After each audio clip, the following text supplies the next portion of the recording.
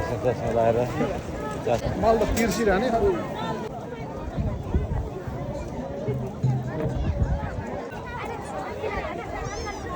बजार हो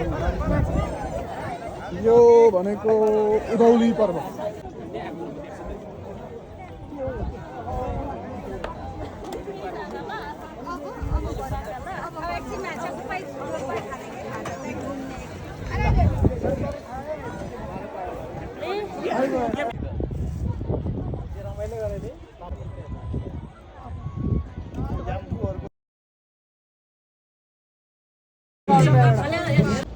यो मुन्दुमी स्थल हो यो चाहिँ हैन याम्फूहरू यहाँबाट चाहिँ ऐतिहासिक रूपमा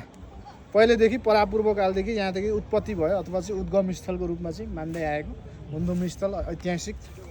धार्मिक क्षेत्रको रूपमा चाहिँ लिएको हो त्यस्तो छ चढ्नलाई चाहिँ